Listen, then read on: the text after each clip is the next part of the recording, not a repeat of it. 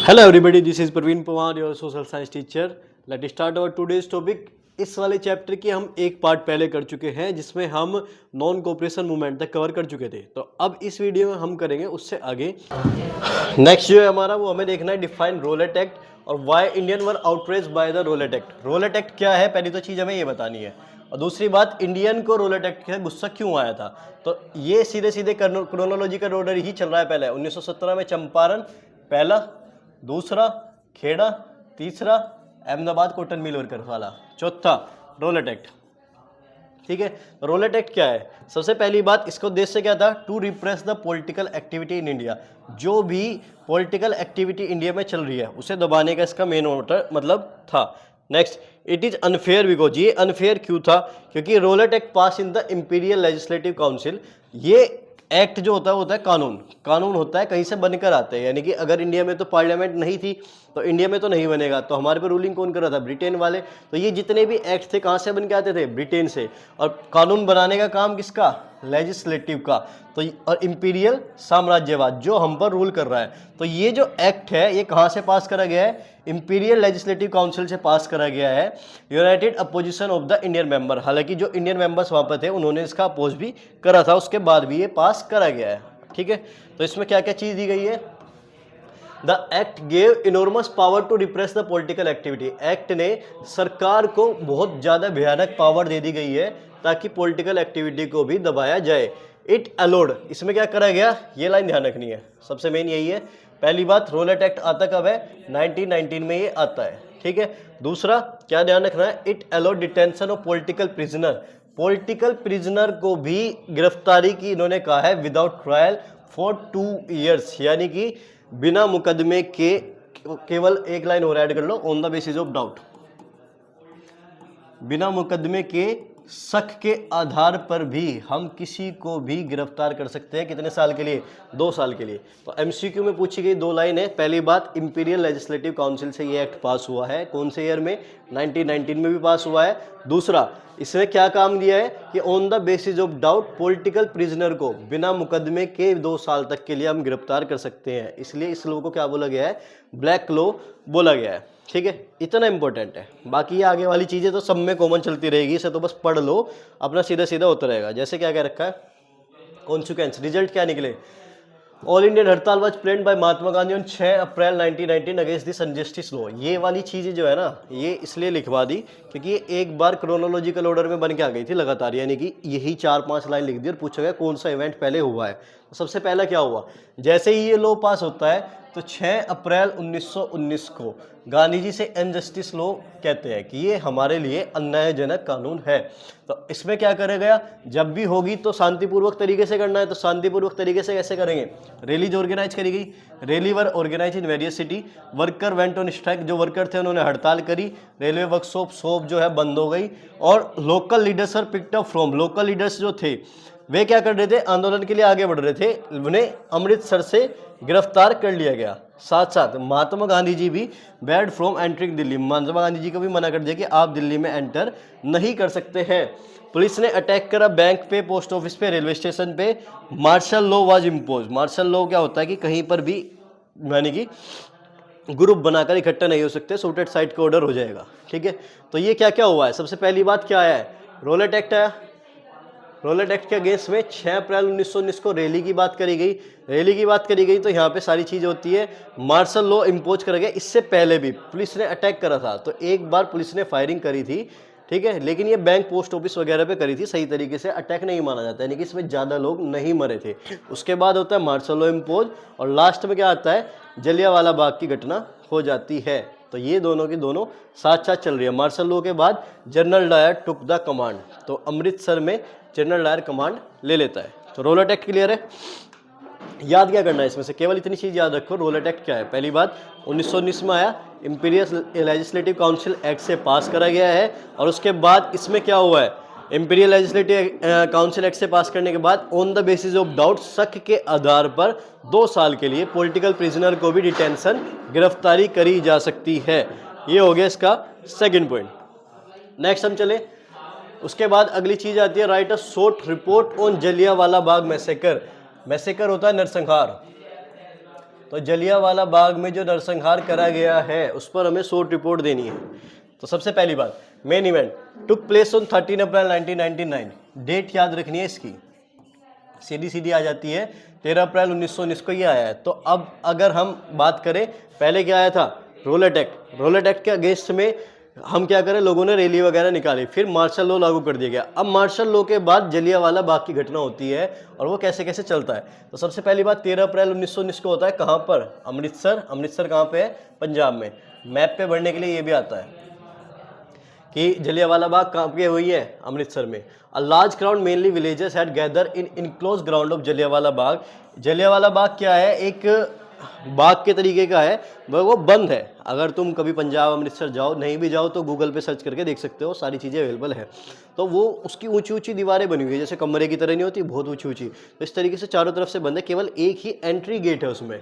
तो वहाँ पर लोग इकट्ठा हुए और protest against the repressive measure of British government. उसमें क्या था, उनका मेन मोटिव ये भी था कि जो सरकार ने रोलेट एक्ट लाया है, रिप्रेसिव एक्ट लाया है, उसके अगेंस्ट भी हम आंदोलन कर लेंगे। कि बाहर तो मार्शल लॉ लग गया, तो कहीं भीड़ इकट्ठा करने की वो परमिशन ही नहीं है, तो ये क्या कर सकते हैं, अदर हैड कम। लेकिन मेन रीजन ये नहीं था, मेन रीजन क्या था कि हम सेलिब्रेट करेंगे एनुअल बैसाखी फेयर को। ये पूछा जाता है कि जलियांवाला बाग पे जो इकट्ठे हुए थे किस लिए हुए थे, बैसाखी फेयर को सेलिब्रेट करने के लिए इकट्ठा हुए थे। ठीक है, तो मेन रीजन ये था कि बैसाखी फेयर को सेलिब्रेट करेंगे, लेकिन इसके साथ साथ जब वहाँ पर सब इकट्ठे हो जाएंगे तो थोड़ी बहुत पॉलिटिकल जो एक्ट आया है उसके अगेंस्ट में भी हम डिस्कस कर सकते हैं। तो being from outside the city, तो जो लोग बाहर से आ रहे थे विलेज में, वे अनअवेयर थे कि यहाँ पर मीटिंग जो है वो इलीगल है, कानूनी तरीके से गलत है और मार्शल लॉ इम्पोज कर दिया गया, यानी कि एक जगह ज़्यादा लोग इकट्ठे नहीं हो सकते हैं। तो लास्ट में क्या होता है, जनरल डायर जिसने कमांड ली थी वो एंट्री करता है, एग्जिट पॉइंट को, गेट को बंद करता है और ओपन फायर का ऑर्डर देता है, जिससे कई सारे हजारों लोग मारे जाते हैं। इसीलिए इसको हमने क्या नाम दिया है, मैसेकर, नरसंहार का नाम दिया गया है। क्लियर है, क्या क्या होता है इसमें, याद क्या रखना है, 13 अप्रैल 1919 अमृतसर पंजाब में। Main reason annual Baisakhi fair celebrate करने के लिए, साथ साथ जो पॉलिटिकल लॉ आया था उसके अगेंस्ट भी थोड़े बहुत डिस्कशन के लिए इकट्ठा हुए थे। जनरल डायर कमांड लेता है, एग्जिट होल बंद करता है, फायरिंग का ऑर्डर देता है, जिससे सारे के सारे लोग बहुत बड़ी मात्रा में मारे जाते हैं। आज भी गोली वगैरह के निशान वहाँ पर है। और ये बोला जाता है जो कुआं वगैरह था उसमें कई सारे लोगों ने कूद कूद कर गोली से बचने के लिए जान दी थी, तो कुएं में भी लाशों की ढेर थी और काफ़ी सारे, मतलब बहुत बड़े लेवल पर नरसंहार ये हुआ था। क्लियर है, अब इसका इम्पैक्ट क्या पड़ेगा, इम्पैक्ट वही आएगा, इम्पैक्ट सेम है। किसी का भी इम्पैक्ट हो, रोलेट एक्ट को, जलियांवाला बाग को, किसी भी चीज़ का इम्पैक्ट हो, वो सेम ही चलेगा। जैसे इम्पैक्ट क्या हुआ, जलियांवाला बाग में crowd took over the street, crowd ने स्ट्रीट का हिस्सा लिया और नॉर्थ इंडियन टाउन, बेसिकली सारा का सारा अभी तक जितने भी रिवॉल्यूशन चल रहे हैं कहाँ चल रहे हैं, नॉर्थ इंडिया में ही चल रहे हैं, क्योंकि नॉर्थ इंडिया कहाँ पर, ऊपर की तरफ वाला। तो ये सारी चीज़ गांधी जी, अम्बेडकर, यानी कि गुजरात, पंजाब, अमृतसर, केवल ऊपर ऊपर वाला हिस्सा ही अभी तक चल रहा है और नीचे वाले में नहीं आए हम। ठीक है, तो क्राउड ने हिस्सा लिया, फिर वही चीज़ आती है, ये सारी चीज़ कॉमन है। ये बस एक की भी याद कर लोगे ना, बाकी सब में ऐसे ही जो कहते हैं ना कुछ लाइन छिड़कते हुए चलते रहे, वही काम करना बस। इसमें क्या हुआ, स्ट्राइक हुई, हड़ताल होती है, क्लैश होगा पुलिस के साथ, अटैक हुआ गवर्नमेंट बिल्डिंग्स पे, तो ब्रिटिश गवर्नमेंट बिकम मोर ब्रूचुअल। अब ये तो हुआ लोगों की तरफ से रिएक्शन, ब्रिटिश गवर्नमेंट का रिएक्शन क्या हुआ, वे भी और ब्रूचुअल हो गई, पीपल को ह्यूमिलेटेड करने लगा, उनकी बेइज्जती करी जाने लगी और उन्हें टेरराइज, डराया जाने लगा। Satyagrahi were force to rub their nose, satyagrahi को अपनी नाक रगड़ने के लिए ऑर्डर दिया गया कि आप अपनी जमीन पर नाक रगड़ोगे और क्रोल, रेंगते हुए स्ट्रीट पर चलोगे। दूसरा, सलाम, हर साहिब को, साहिब होता है ब्रिटिशर, तो ब्रिटिशर के जितने भी साहिब तुम्हें रास्ते में दिखेंगे सबको सलाम करते हुए जाओगे। लोगों को कोड़े मारे गए, फ्लोग का मतलब होता है कोड़े मारे जाना। विलेज अराउंड गुजरावाला पंजाब, जो गुजरावाला पंजाब था वहाँ पर बॉम्ब भी एक आध, मतलब बमबारी भी हुई है। सीइंग वायलेंस स्प्रेड, वायलेंस को बढ़ता हुआ देखकर महात्मा गांधी जी रोलेट सत्याग्रह मूवमेंट को बंद कर देते हैं। तो अभी तक यहाँ तक क्या बंद हुआ है, रोलेट सत्याग्रह मूवमेंट, यानी कि जो रोलेट एक्ट के अगेंस्ट गांधी जी ने चलाया था उसको बंद कर देते हैं। क्लियर है, अब यहाँ तक एक ओवरव्यू ले लें जल्दी जल्दी। चले, एक छोटा सा टॉपिक हो रहा है, ऐसे और कर देते हैं, फिर ओवरव्यू लेंगे। उसके बाद आता है व्हाट इज खिलाफत मूवमेंट। खिलाफत मूवमेंट क्या है और गांधी जी ने इसका सपोर्ट क्यों करा। खिलाफत, ठीक है, खिलाफत वर्ड निकल के आया है वर्ड खलीफा से। खलीफा का मीनिंग क्या होता है, ruler who was the ruler of Ottoman Turkey, तुर्की का जो रूलर था। और ये क्या था उस टाइम पे, spiritual head of Islamic world, पूरे के पूरे वर्ल्ड में जहाँ भी इस्लामिक लोग रहते थे उनका ये आध्यात्मिक गुरु बोले जाते थे। तो खलीफा कौन थे? Spiritual head of Islamic world, और रूलिंग कहाँ से करते थे? मेनली ओटोमन तुर्की एम्पायर में। तो जब फर्स्ट वर्ल्ड वॉर हुआ है उसमें हमने एक चीज़ देखी है कि बर्फी वाले ऊपर थे और गेट वाले नीचे थे। नीचे है या नहीं है? तो तुर्की कहाँ है? एक्सिस में। ब्रिटेन यहाँ भी इसके अगेंस्ट में लड़ रहा है, तो तुर्की वालों के लिए भी हो गया। एक तो इस्लामिक वर्ल्ड सारे एक साथ हो गए, ठीक है। दूसरा तुर्की के अगेंस्ट में है, और यहाँ पे भी कॉमन शत्रु कौन है? ब्रिटेन। इंडिया की भी अगर बात करें, इंडियन का भी कॉमन शत्रु कौन है? ब्रिटेन। तो इसलिए खलीफा थोड़ा सा उभर कर आया। There were rumour. अब मेन रीजन क्या था? तो पहली तो बात ये ध्यान रखनी चाहिए, खलीफा, खिलाफत किस वर्ड से निकल के आया? खलीफा से। खलीफा कौन है? Islamic spiritual head of Islamic world, ठीक है। रूलिंग कहाँ पे करता था? तुर्की में। There were rumour that a harsh peace of treaty was going to be impose on the Ottoman Empire. अब एक र्यूमर फैल गया, अफवाह फैल गई कि जो एक हार्श पीस ऑफ ट्रीटी होगी, यानी कि शांति के नाम पर एक ऐसी संधि करी जा रही है जो ओटोमन एम्परर को पूरी तरीके से तहस नहस कर देगी। सो द डिफेंड खलीफा position a Khilafat committee was form. इसे डिफेंड करने के लिए खिलाफत कमेटी बनाई गई है बॉम्बे में इन मार्च 1919। अब देखो, अगर क्रोनोलॉजिकल ऑर्डर में लगाने के लिए आए, खिलाफत मूवमेंट चलाया इंडिया में नवंबर के आसपास, लेकिन एनसीईआरटी ने यानी कि एक बार सीबीएसई ने क्वेश्चन दिया था तो वो इस वाली को मानता है। खिलाफत कमेटी बन जाती है ना, उसी को ही वो खिलाफत आंदोलन मानना शुरू कर देता है। तो ये कब बनी है? मार्च में। और जलियांवाला बाग की कब हुई है? 13 अप्रैल में, ठीक है। तो अगर हम बात करें, खिलाफत पहले हुआ है, जलियांवाला बाग बाद में हुआ है। अगर क्रोनोलॉजिकल ऑर्डर लगाने के लिए इस चीज़ का ध्यान रखना, ठीक है। और इसमें नेक्स्ट जो ध्यान रखने वाली चीज़ है, खिलाफत कमेटी, ये एमसीक्यू में बन के आया है। उन्हें लीड किसने करी है? By Ali brothers. Ali brothers में कौन कौन? मोहम्मद अली एंड शौकत अली। दोनों के नाम भी ध्यान रखने हैं और अली ब्रदर्स के तौर पर भी ध्यान रखना है। तो खिलाफत क्या है? इसमें बस इतनी चीज़ ध्यान रखने की है। खिलाफत क्या है? इस्लामिक वर्ल्ड का जो स्पिरिचुअल हेड थे उसे खलीफा बोलते हैं, उसी के लिए निकला है। दूसरी बात, कमेटी कब बनी थी? बॉम्बे, मार्च 1919 में, by Ali brothers, Mohammad Ali and Shaukat Ali. अब ये वाला मुद्दा गांधी जी ने सपोर्ट क्यों करा? क्योंकि गांधी जी क्या चाह रहे थे? गांधी जी चाह रहे थे ऑल इंडिया मूवमेंट लॉन्च करना, कि पूरे भारत के सभी लोग एक साथ आए। तो उन्हें देखा more blood waste failure after the Rowlatt satyagraha. Satyagraha Rowlatt act जो था वो भी फेल हो गया। तो he was certain that all India movement could be organise without bringing Hindu and Muslim closer. तो उनके दिमाग में केवल एक बात थी कि बिना हिंदू मुस्लिम को एक साथ लाए हम ब्रिटिशर के अगेंस्ट तो नहीं लड़ सकते हैं। तो उन्होंने मेन देखा कि खिलाफत इशू ऐसा है कि जो इस्लामिक ऑटोमेटिकली सपोर्ट कर रहे हैं, और उसमें दूसरी चीज़ क्या देखी कि इनके भी कॉमन शत्रु ब्रिटेन वाले ही हैं। तो ब्रिटेन वाले शत्रु है, तो इसका मतलब हमें यहाँ से भी सपोर्ट करना चाहिए। तो Gandhi ji saw this opportunity to bring Muslim under the umbrella of unified national movement. तो उन्होंने इस अपॉर्चुनिटी को देखा कि हम सबको मिलजुल कर एक नेशनल मूवमेंट के तौर पर इकट्ठा कर सकते हैं, और वही लेकर वे, इसलिए उन्होंने खिलाफत मूवमेंट को सपोर्ट करा है। क्लियर है? नेक्स्ट, तो यहाँ पर अब एक बार रिवीजन कर लेते हैं। सबसे पहला जो क्रोनोलॉजिकल ऑर्डर में हमें चलना है, तो सबसे पहली बात करें 1917 में क्या आता है? चंपारण। चंपारण कहाँ पर था? चंपारण कहाँ पर था? बिहार में। किस लिए था? इंडिगो पीजेंट नील की खेती के लिए। 1917 में दूसरा हमारा आता है, कौन सा? बताओ दूसरा कौन सा था? खेड़ा। खेड़ा कहाँ पे है? गुजरात में। खेड़ा कहाँ पर है? गुजरात में। ये किस लिए था? खेड़ा वाला। खेड़ा वाला किस लिए था? ये था जो रेवेन्यू टैक्स वगैरह था उसके लिए। अरे यार ये क्या हुआ है, चलो जल्दी जल्दी बोलो। 1917 चंपारण। चंपारण कहाँ पे? बिहार में। 1917 का ही दूसरे वाला हमारा हुआ है खेड़ा। खेड़ा कहाँ पे? गुजरात में। उसके बाद 1918 में कौन सा हुआ है? अहमदाबाद मिल वर्कर्स, कॉटन मिल वर्कर्स का भी बोला जाता है इसको। तो ये वाला कहाँ पे है? ये भी गुजरात में है। मैप के लिए भी आते हैं तीनों, ठीक है, इसलिए जरूरी है क्रोनोलॉजिकल ऑर्डर में भी पहला, दूसरा, तीसरा, ठीक है, फोर्थ। 1919 पे आ जाते हैं। तो 1919 में सबसे पहले आता है रोलेट एक्ट, ठीक है, रोलेट एक्ट सबसे पहले आता है। उसके बाद क्या होता है? उसके बाद बनती है खिलाफत कमेटी।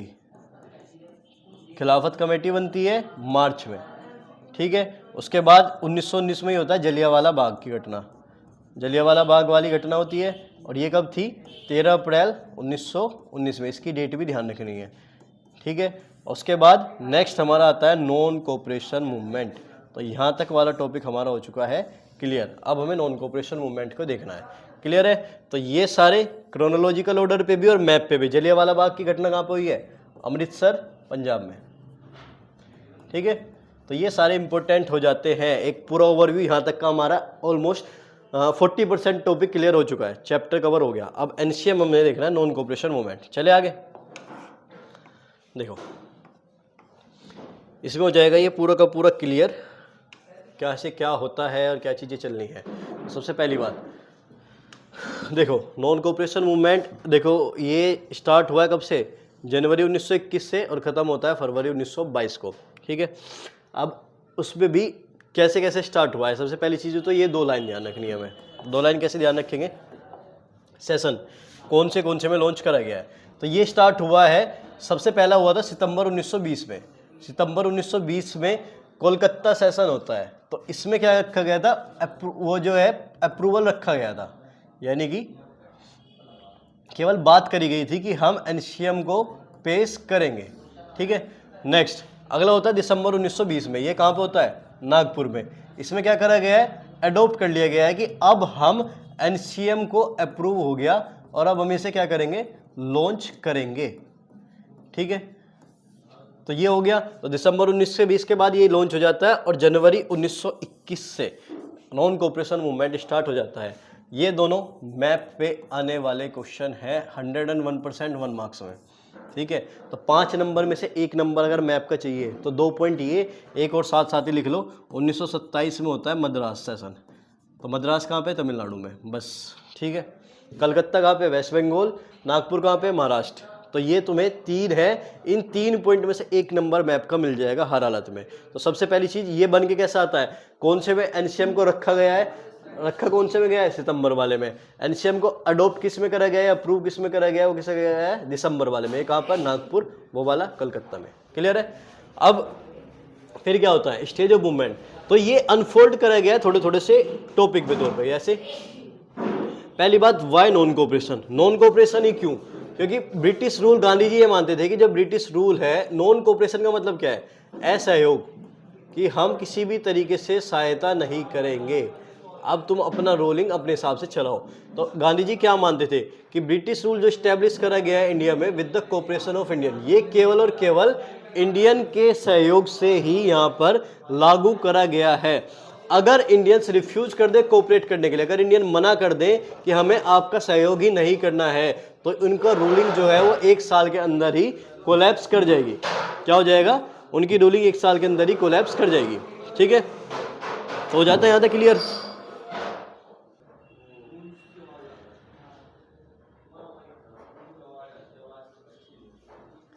नेक्स्ट अगर हम बात करें स्टेजेस ऑफ द मूवमेंट कि किस किस स्टेजेस में ये अनफोल्ड करी गई है, तो 3 स्टेजेस थी। पहला काम गांधी जी ने कैसे कहा कि हम इसे एक साथ लॉन्च नहीं करेंगे, थोड़े थोड़े स्टेप वाइज लॉन्च करेंगे। जैसे पहला सरेंडर ऑफ टाइटल्स, कि हम उपाधियों को, जो भी हमें टाइटल्स मिले गए हैं, जैसे गांधी जी को टाइटल्स मिला था, या फिर सर शंकरन नायर को हो गया वाइसरॉय की कार्यकारिणी होगी, कोई वकील थे उन्होंने वकील के टाइटल छोड़े हैं, रविंद्रनाथ टैगोर को नाइटहुड की उपाधि मिलती थी, उन्होंने उसको त्याग करा है। तो पहला काम करेंगे सरेंडर ऑफ टाइटल्स का। दूसरा बॉयकॉट करेंगे सिविल सर्विसेज का, कि या तो हम आर्मी में हिस्सा लेंगे, ना हम पुलिस में हिस्सा लेंगे, ना ही हम कोर्ट में आना जाना करेंगे। सबसे लास्ट में क्या करेंगे? फुल सिविल डिसोबीडियंस कैंपेन चलेगा, कि जब ये 2 चीज़ हो जाएगी तो हम पूरी तरीके से सिविल डिसोबीडियंस को हम लॉन्च करेंगे। ठीक है, तो ये सेशन कौन कौन से थे ये हम देख चुके हैं। मीनिंग क्या था वो हमने देख लिया, कैसे कैसे अनफोल्ड होगी वो हम देख चुके हैं। अब बात करते हैं आगे कि कौन कौन से ग्रुप ने इसमें हिस्सा लिया है, इसको डिटेल में पढ़ेंगे। ये अलग से भी बन के आ जाता है 2-3 मार्क्स में, नीचे दे रखा है, बस शॉर्ट में देख लो। टाउन्स में मिडिल क्लास लोगों ने हिस्सा लिया है। पूरी कंट्री साइड में पीजेंट का मतलब किसानों का आंदोलन हुआ है, जनजातियों में भी आंदोलन हुआ है, और प्लांटेशंस में भी वर्कर्स का आंदोलन इसमें हुआ है। ये सारे एनसीएम से ही लिंक है। ट्विन एम क्या था इसका? टू अटेन द स्वराज, कि स्वराज का मतलब क्या है? कि हम अपना राज खुद लेकर आएंगे। To support Khilafat issue, to unite Hindu and Muslim, तो खिलाफत इश्यू को भी सपोर्ट करा, जिससे क्या होगा कि हिंदू एंड मुस्लिम को यूनाइटेड एक आंदोलन में लेकर आते हैं। अब लास्ट में एंड ऑफ द मूवमेंट खत्म कब होता है? 4 फरवरी 1922 को। कब? By withdrawn by Gandhi ji after the Chauri Chaura incident. Chauri Chaura कहाँ पर है? चोराचारी है गोरखपुर, यूपी के गोरखपुर में चोराचारी नाम की एक जिला है। तो जिसमें क्या होता है लोग बाग गुस्से में आकर वहाँ के पुलिस वालों को जला देते हैं, यानी कि पूरा थाना जला देते हैं। तो जिस कारण से क्या होता है चोराचारी इंसिडेंट हो जाती है। तो जिसके गांधी जी को लगता है अब वायलेंस होना शुरू हो गया, हिंसा होनी शुरू हो गई और वे इसको वापसी ले लेते हैं। तो ये ओवरव्यू समरी थी। अगर तुमने पूरा डिटेल में भी नहीं पढ़ा है, केवल ये क्वेश्चन भी याद कर रखा है ना, तो इसके कुछ भी क्वेश्चन आएंगे कि खत्म क्यों हुआ वो पता है, स्टार्ट क्यों हुआ वो पता है, मीनिंग क्या है वो भी पता है, सेशन में भी पता लग गए और किस किसने पार्ट लिया वे भी पता लग गए। तो ओवरऑल इसमें कुछ ना कुछ लिखे आओगे। ठीक है, नेक्स्ट आगे चले। अब किस किसने इसमें हिस्सा लिया है वो देखना है हमें। List of the different social group which join the non cooperation movement of 1921। NCM कब चला है? 1921 में। Then choose any three write about their hope and struggle to show why the join movement. तो या तो ये आ सकता है या फिर सीधा सीधे ही पूछ लेगा कि प्लांटेशन वर्कर्स में कैसा था, जनजातियों में कैसा था, मिडिल क्लास में क्या था, उनकी क्या डिमांड थी, वो सारी चीज़ें हमें देखनी है। तो शॉर्ट में देखते हुए चलेंगे, आगे चलते हैं। अब देखो पहली बात, each social group had diverse aspiration and the involvement in NCM were motivated by the varied reason. उन्हें ये तो पता लग गया कि हमें नॉन कोऑपरेशन मूवमेंट में सपोर्ट ले रहे हैं फ्रीडम के लिए, लेकिन सबके लिए सबकी इच्छाएं अलग थी, फ्रीडम का मीनिंग अलग था और वे क्या थे, अलग अलग उनके रीजन थे। The different social group which participated in the non cooperation movement are listed below. अब वे कौन कौन से हैं वे हम यहाँ पर देखते हुए चलते हैं। तो सबसे पहला आया है मिडिल क्लास। मिडिल क्लास ने पार्टिसिपेशन करा है कहाँ पर? टाउन एंड सिटीज़ में। मिडिल क्लास कौन होते हैं? ना तो ज़्यादा अमीर ना ज़्यादा गरीब। तो वे कैसे शो करेंगे? पहली बात, बॉयकॉटेड द सिविल सर्विस। उन्होंने सिविल सर्विसेज को बॉयकॉट कर दिया कि टीचर ने कहा मैं पढ़ाने नहीं जाऊंगा, लॉयर ने कहा मैं वोट कोर्ट में नहीं जाऊंगा, स्टूडेंट ने कहा हम पढ़ने नहीं जाएंगे अगर आपके कॉलेज है। तो कॉलेज और स्कूल छोड़ दिए। Next, boycott of council election. Council election को बॉयकॉट करने की बात करी कांग्रेस लीडर के द्वारा। उससे आगे फॉरेन गुड्स, क्योंकि हर तरीके से सहयोग नहीं करना था तो विदेशी वस्तुओं को भी बॉयकॉट कराया गया। विदेशी वस्तुओं में ट्रेडर और मर्चेंट ने रिफ्यूज करा ट्रेड इन फॉरेन गुड्स कि हम विदेशी सामान का किसी भी तरीके से व्यापार नहीं करेंगे।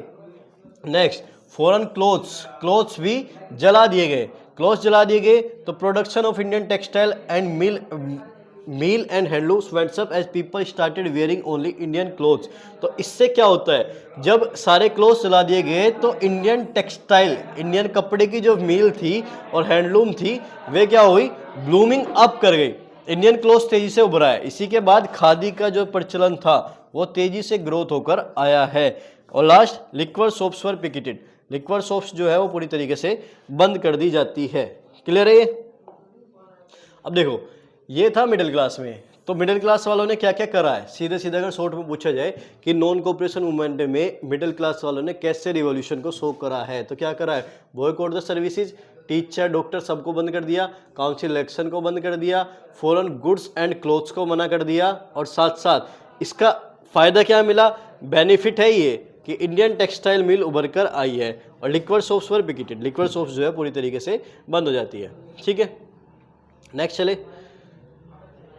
अब अगर इसमें पूछा जाए कि ये वाला फेल क्यों हुआ, चलो फेलियर वाला बाद में देखेंगे, पहले आगे चलते हैं। पहले ये देख लेते हैं रूल कैसा कैसा रहा है। तो वर्कर इन प्लांटेशन, प्लांटेशन में क्या था, ये 2-2 मार्क्स में बन के आ जाते हैं, 2 में 3 में ज़्यादातर, कि प्लांटेशन में कैसे चला है। तो प्लांटेशन में क्या था, प्लांटेशन में एक एक्ट आया था, इनलैंड इमिग्रेशन एक्ट। कब आया था? 1859। इसका भी ध्यान रखना क्रोनोलॉजिकल ऑर्डर के लिए। कहाँ का था ये? प्लांटेशन होती है, प्लांटेशन क्या होती है, जब एक ही बड़े एरिया पर हम सेम तरह की क्रॉप्स की फसल उगाई जाए तो उसे प्लांटेशन बोला जाता है। जैसे टी हो गया, कॉफ़ी हो गए, इनके बगीचे को बोला जाता है। तो प्लांटेशन वर्कर जो टी गार्डर थे कहाँ पर थे? असम के, बेसिकली असम वाले थे। इन्हें परमिशन नहीं मिलती थी, इन्हें परमिशन मांगनी पड़ती थी, मतलब अपना खेत छोड़ के जाने के लिए। मान लो मैं मजदूरी के लिए गया तो मैं जहाँ पे रहूँगा मैं जीवन भर फिर वहीं पे रहना पड़ेगा। अगर मुझे उससे बाहर भी निकलना है ना कुछ देखने के लिए तो मुझे उनकी परमिशन लेनी पड़ेगी और परमिशन वे देते नहीं थे। तो यही था इसमें। पहली बात, इनलैंड इमिग्रेशन एक्ट के अगेंस्ट था। तो अगर पूछी जाए जो प्लांटेशन वर्कर्स थे उनके लिए नोशन ऑफ फ्रीडम क्या थी, विचारधारा क्या थी, पहली क्या थी कि इनलैंड इमिग्रेशन एक्ट बंद हो जाए। इनलैंड इमिग्रेशन एक्ट में क्या था कि बाहर जाने की परमिशन मिले और वे अपने घर वालों के पास जा सके। ये उनकी 3 रीजन थे। ठीक है, इस बार वाले ही पेपर में आया हुआ है 2025 वाले में। Next, peasant in country side. एक पीजेंट होते किसान, तो किसानों के लिए क्या थी, अवध में थे बाबा रामचंद्र। बाबा रामचंद्र ने क्या काम करा, against the operation of landlord and Talukdar, जो लैंडलॉर्ड और तालुकदार थे वे कई सारे टैक्स वगैरह लेते थे, उनके अगेंस्ट में लेकर आए, जिसके लिए उन्होंने बनाई है अवध किसान सभा। तो अवध किसान सभा में इनके साथ साथ जो नाम आता है बाबा रामचंद्र के साथ, वो जवाहरलाल नेहरू जी का भी आता है।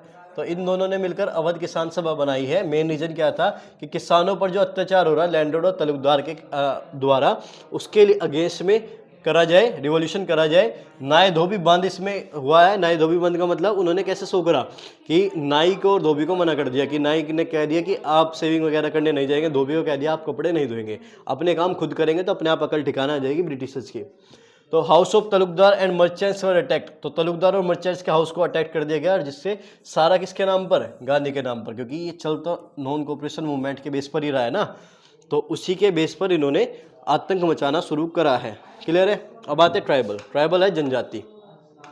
तो जनजाति में बेसिकली हमें पढ़ना है अल्लूरी सीताराम राजू।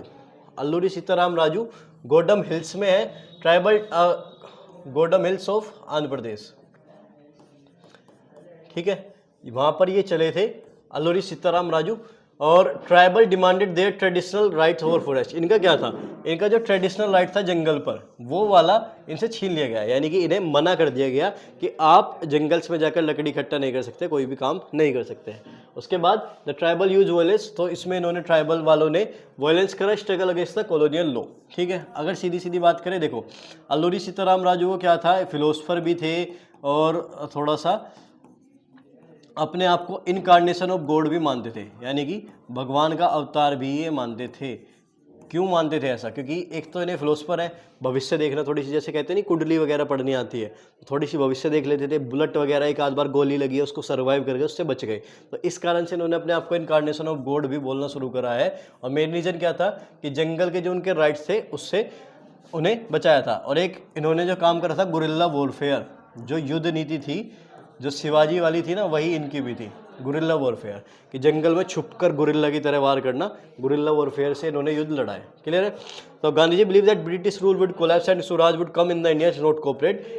तो मेन चीज गांधी जी इन सबको लेकर एक साथ चल रहे थे, क्योंकि वे ये मानते थे कि भले ही तुम्हारा मोटिव अलग हो, एम अलग हो, लेकिन ये सारे काम ध्यान में रख के करो। किस चीज़ को, देश को ध्यान में रखकर ही तुम्हें करने हैं।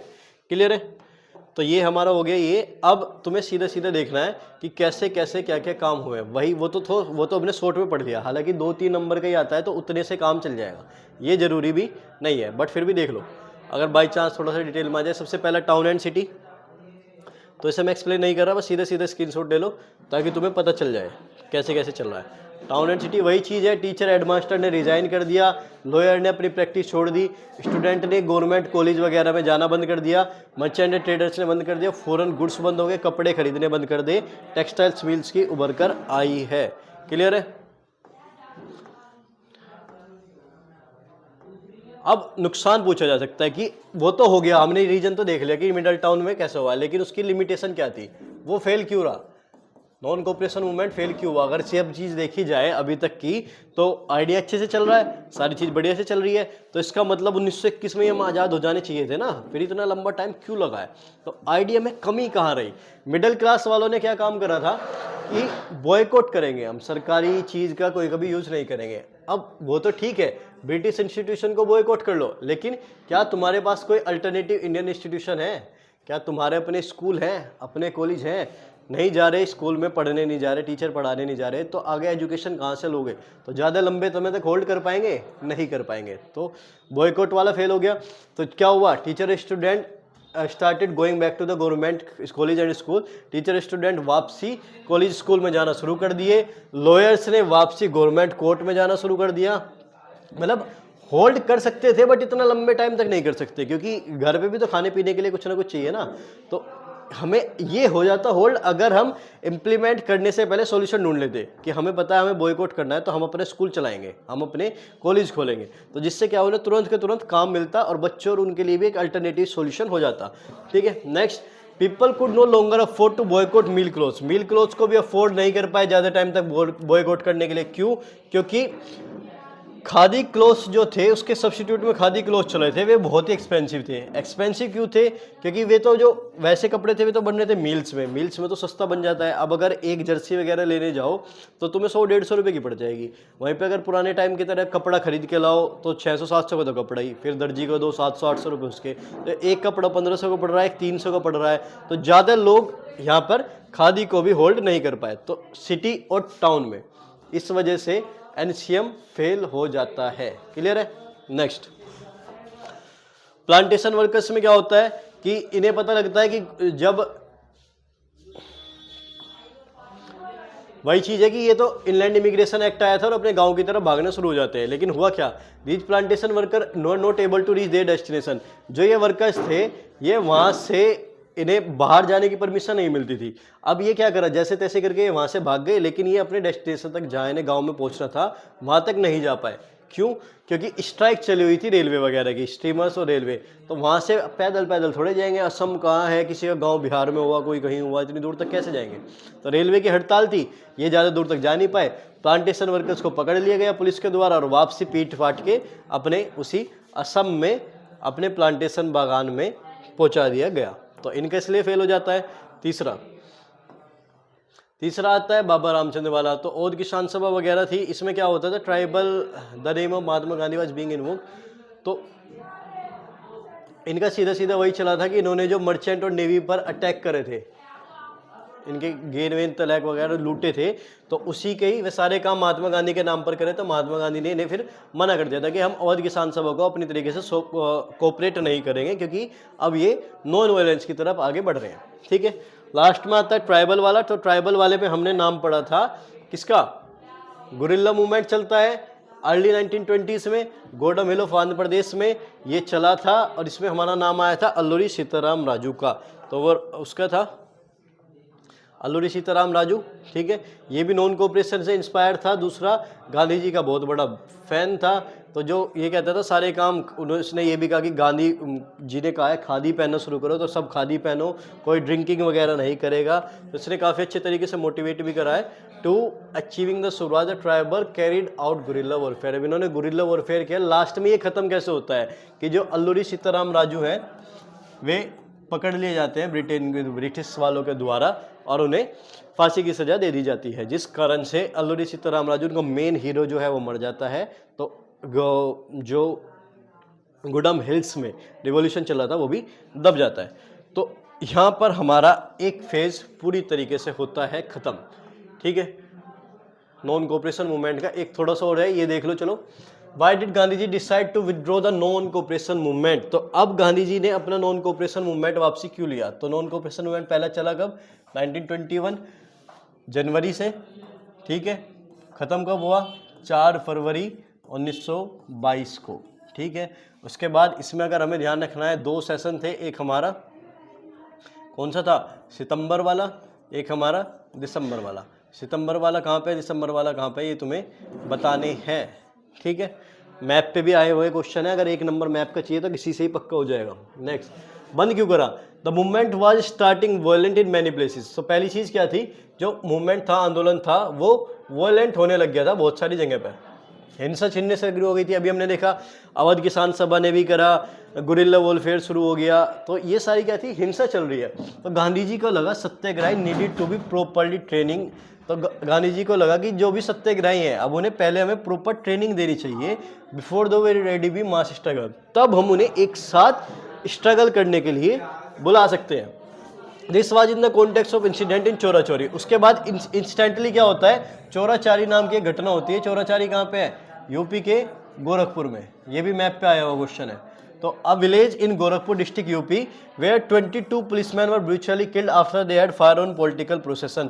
जब उन्होंने पॉलिटिकल प्रोसेसन, एक पॉलिटिकल मीटिंग चल रही थी, उस पर फायरिंग कर दी थी, तो लोग बागों ने जाकर वहाँ के गोरखपुर के जिले के चोराचारी में क्या करा था, पूरे के पूरे पुलिस स्टेशन में आग लगा दी थी, जिसमें 22 पुलिस वाले मर गए थे। तो गांधी जी ने कहा कि ये मेरे किसी भी तरीके से वायलेंस मेरे फेज में नहीं चलता है, जिस कारण से this had be disturbance in Madras and Calcutta, so many of the Congress leader want to join the council election. एक रीजन और भी था कि जो कांग्रेस लीडर थे जो काउंसिल इलेक्शन को बॉयकॉट करके आ रहे थे उन्होंने भी ये कहना शुरू करा कि हम भी काउंसिल इलेक्शन को ज्वाइन करेंगे।